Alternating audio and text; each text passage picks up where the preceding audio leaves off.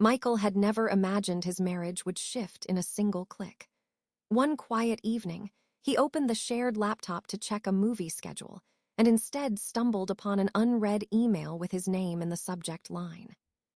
He clicked, assuming it was a bill or subscription, but his heartbeat stopped when he saw a confirmation for a $3,200 enrollment into a program he had never heard of.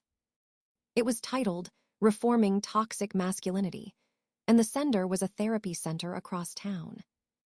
The worst part wasn't the money. It was the realization that Sarah had signed him up without a single conversation.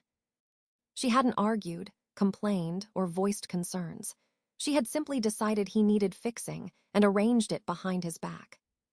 Michael sat frozen, staring at the screen, his stomach tightening as the betrayal sank in. In that moment, he understood something in their marriage had crossed a line forever. Michael didn't explode the way most husbands might if they discovered something like this. He didn't slam doors, shout, or demand answers.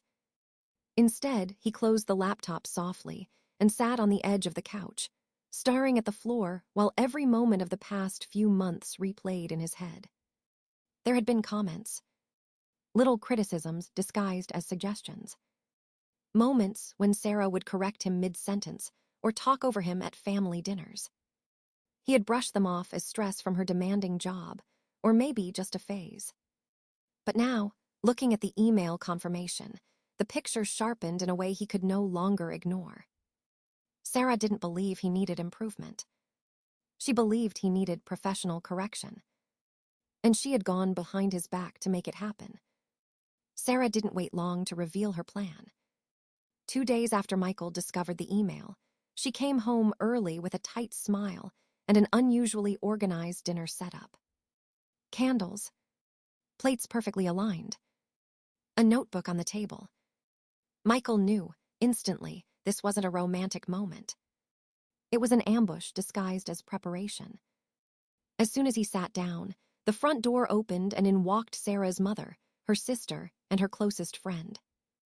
All of them wore the same expression, concern mixed with determination. Michael realized Sarah had staged a formal intervention. He could have reacted defensively, but instead he nodded politely and waited. Sarah started with a shaky but practiced speech. She said she loved him, but she believed his attitudes and behaviors were harming the relationship. She spoke of his silence in arguments, his independence, his tendency to handle emotions internally rather than verbally.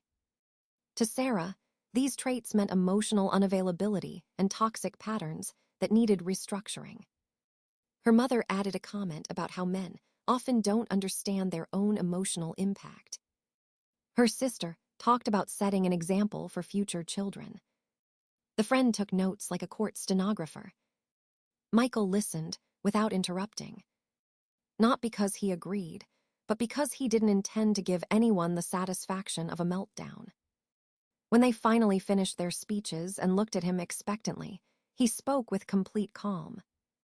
He thanked them for their concern and then simply said, "If Sarah believes therapy will help, then I'll go."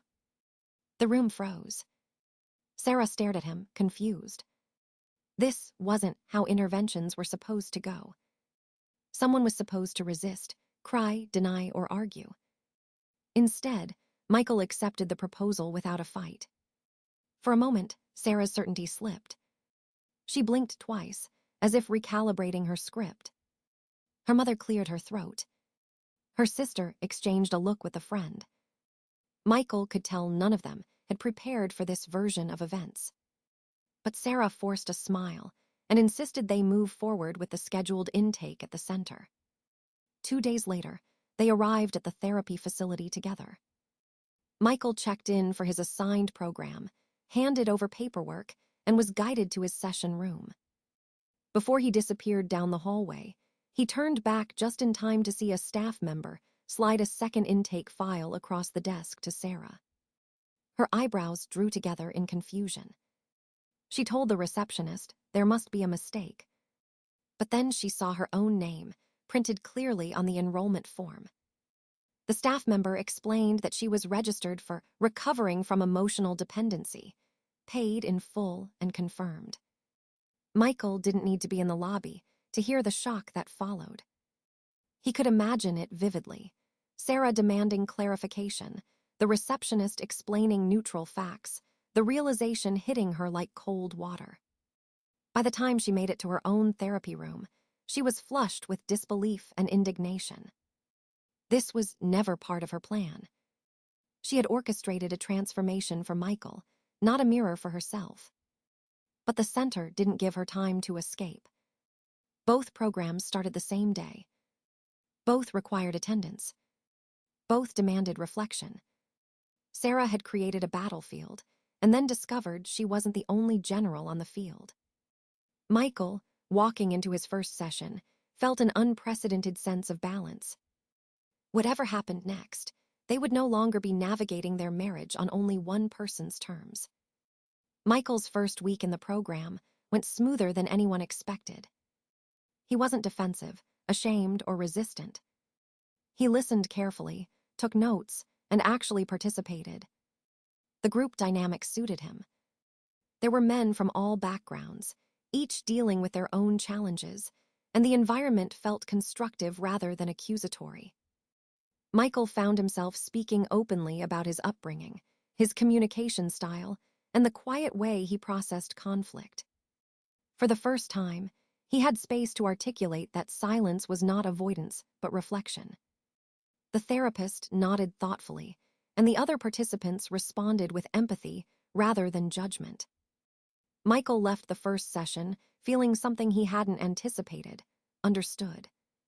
The joint session was scheduled at the end of the third week, a milestone in both programs where partners could practice communication in a structured environment. Michael arrived early, greeting a few familiar faces from his group, while Sarah walked intense and silent, her arms crossed and her pace sharp. She hadn't wanted this session at all. To her, joint therapy meant another opportunity for Michael to portray himself as the calm and mature one, while she was framed as the emotional antagonist. But the center required attendance for both participants, so she had no choice. The room was arranged in a circle, with a trained therapist sitting at the front. Couples were asked to sit side by side, facing the circle, ready to speak about a recent conflict in a respectful way with guidance from the facilitator. Michael sat comfortably, hands resting on his knees. Sarah sat rigid, foot tapping steadily against the floor. The exercise began with simple sharing prompts. When it was Michael's turn, he spoke clearly and without accusation. He explained that he often remained quiet during heated discussions because he processed internally and didn't want to escalate conflict. He said he hadn't realized until recently how much silence could also communicate distance, and he was working on giving more verbal reassurance. The group responded positively. People nodded. The therapist complimented his insight and willingness to examine his own role. Sarah was up next. She started with a sigh and launched into a long explanation about how she had been trying to guide Michael toward being a more emotionally transparent partner. Her language was polished but defensive. When the therapist asked why she had chosen to enroll Michael in therapy without discussing it with him, the room shifted. Participants looked up. A few leaned forward. Michael stayed quiet, his face calm. Sarah froze for half a second, surprised the subject had surfaced so quickly. She attempted to justify it, saying that she genuinely believed she was doing what was best for the marriage. But another group member gently asked how she would feel if Michael had enrolled her in a course without her consent. Sarah hesitated. Her eyes flicked toward Michael. For the first time since the session began, she looked uneasy. Then the therapist added a second question. Sarah, are you aware that you are currently attending a program that Michael enrolled you in the same way? Gasps rippled around the room. A few participants whispered. Sarah's expression shifted from shock to disbelief. She looked at Michael, as if hopping the therapist were mistaken. Michael remained still, offering no dramatic reaction. Sarah demanded clarification. She said she had been forced into the program and hadn't agreed to attend. The therapist calmly pointed out that Michael's situation had been identical. He too had not been consulted. He too had been placed into a therapeutic environment without discussion. The double standard was laid bare for the room to see. Suddenly, the session wasn't just about marital communication, it was about accountability. The facilitator invited both of them to describe how the decision to secretly enroll their spouse affected trust in the relationship. Michael spoke first and simply. He said he had felt controlled and dismissed. He said that being placed in therapy without conversation had made him feel like a project rather than a partner. No anger, just truth. When it was Sarah's turn, she couldn't speak for several seconds. But when the words came, they were sharper than intended. She accused Michael of turning her supportive efforts into an attack, insisted that his personality required stronger guidance, and claimed that she was only doing what he couldn't do for himself. The therapist let her speak, but then quietly asked the room, "Does anyone hear how Sarah's statement removes Michael's autonomy?" Several nods answered. One woman in the group gently shared that her own marriage had fallen apart for exactly the same reason. She had been trying to shape her husband rather than understand him. Her voice wasn't judgmental, just empathetic, and it struck Sarah harder than criticism ever could. By the end of the session, the truth was undeniable. Michael's enrollment had revealed Sarah's behavior, not out of revenge, but as a reflection. What had been hidden in private conflicts was now witnessed by professionals and peers. The session ended in silence as couples gathered their things. Michael walked out calmly, while Sarah remained seated for a moment, cheeks flushed, breathing unevenly, unable to escape the realization that her secret strategy had become public knowledge, and the room had not taken her side. Sarah went home from the joint session in complete silence. She barely spoke on the drive, barely made eye contact, and when they entered the house, she went straight to the bedroom and shut the door. For the first time since the therapy began, Michael didn't feel responsible for fixing the atmosphere. He let her have space and made himself dinner alone. Sarah sat on the edge of the bed, staring at the floor. Her mind replayed the moment when a stranger in the circle had gently pointed out that she was removing Michael's autonomy. She wasn't used to criticism that wasn't hostile. If someone snapped at her, she could fight back. If someone dismissed her, she could stand her ground. But being called out with kindness was disarming in a way she had not expected. She couldn't label the woman as aggressive or misinformed. She had spoken calmly, with empathy, and it had cut deeper because of it. That night, Sarah opened her workbook for the first time since the program started. One of the reflection prompts asked, "What role do you play in the emotional patterns of your relationship?" She stared at it for several minutes before writing anything. Her first instinct was to defend herself again. She had always believed she was the one trying to hold the marriage together. She was the one reading articles, watching relationship videos, planning emotional progression. She was the one who cared. At least, that was the story she'd always told herself.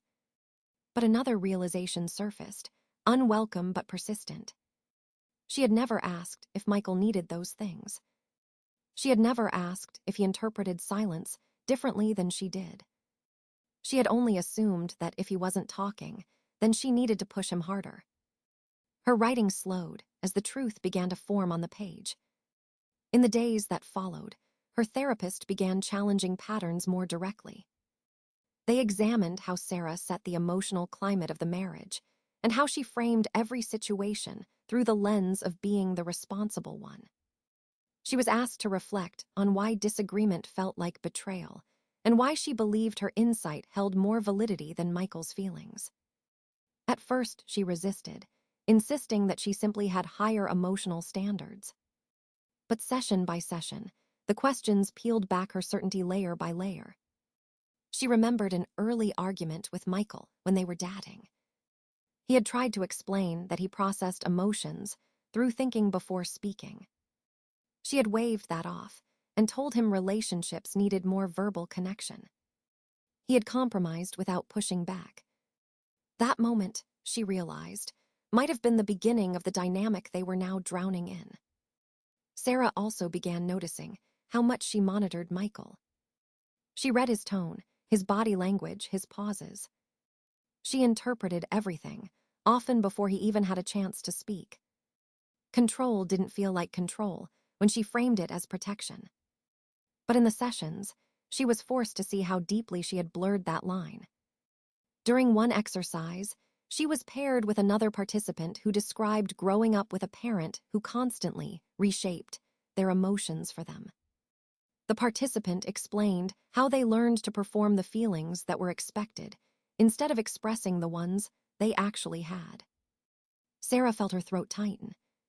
She suddenly saw Michael not as resistant or emotionally distant, but possibly as someone who had spent years trying to avoid disappointing her standards. Driving home that afternoon, she didn't blast music or vent into her phone. She sat in the quiet and realized just how much she had been speaking for both of them all this time.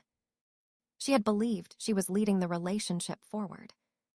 But what if she had simply been dragging it somewhere Michael had never agreed to go? It was the first time Sarah doubted herself, not out of defensiveness or fear of humiliation, but out of genuine recognition. The mirror therapy held up was no longer something she could look away from. For the first time, Sarah understood that the problem wasn't Michael's silence. It was her inability to tolerate a world where both people were allowed their own emotional reality. The final week of the program included the most intense session on the schedule, something the center called the responsibility circle. Participants were allowed to invite family members to support them as they shared what they had learned and where they had been contributing to the struggles in their relationships. Michael planned to go alone.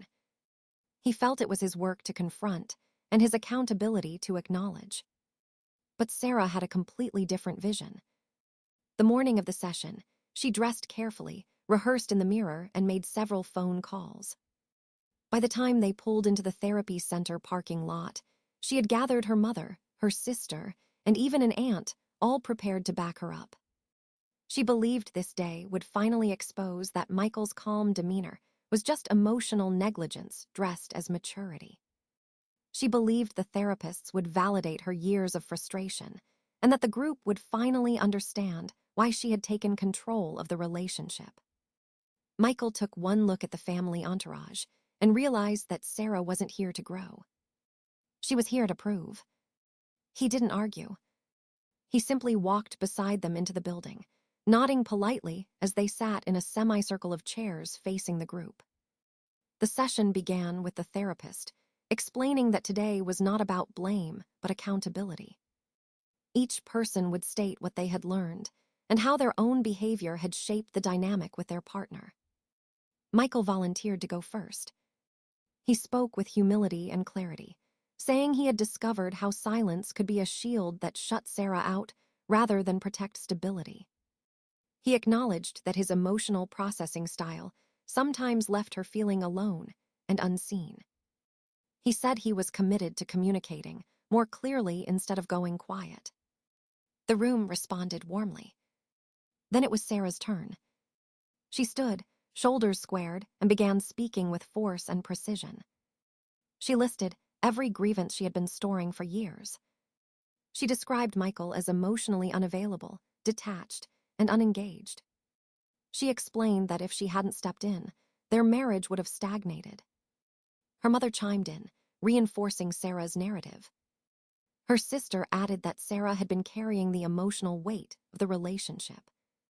Michael listened without flinching, his hands folded in his lap. Midway through her speech, the therapist raised a hand gently to pause her.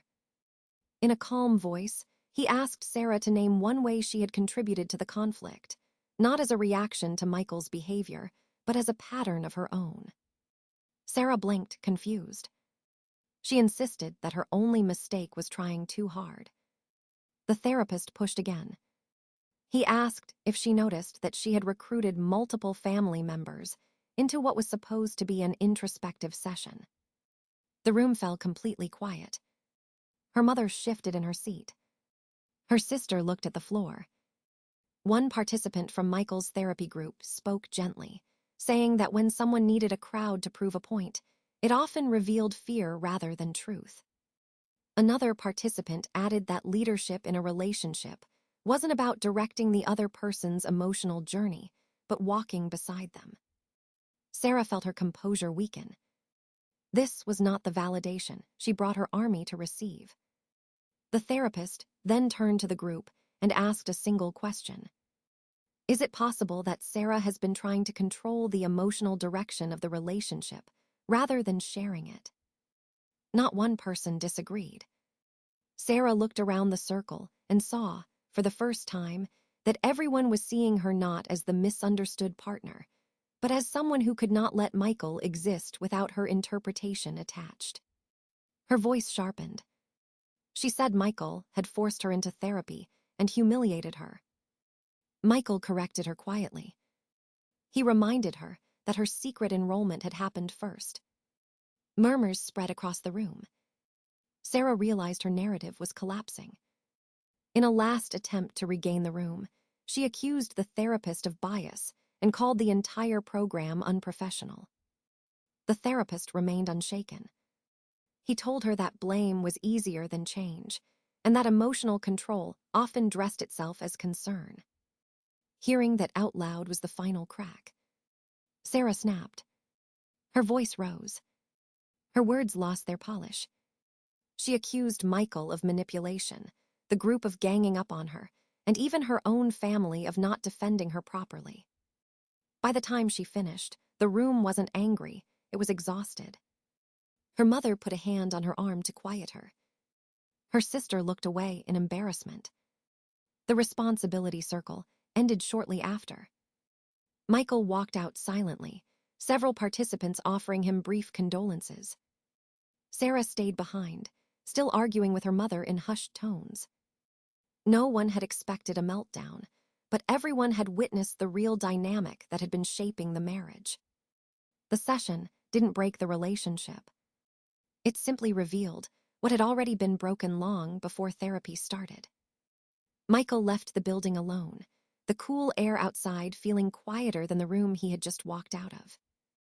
He sat in his car for several minutes before starting the engine, not out of sorrow, but out of clarity. For the first time, he could see the situation without noise, excuses, or self-defense. He had spent years trying to keep peace by saying less, thinking that silence was a form of protection.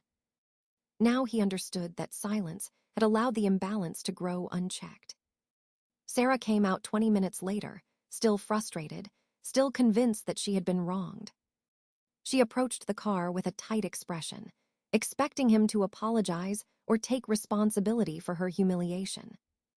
Instead, he listened calmly and said that he needed time to think about what he wanted from a marriage that no longer felt mutually built. The words surprised her, and for once, she had no immediate response.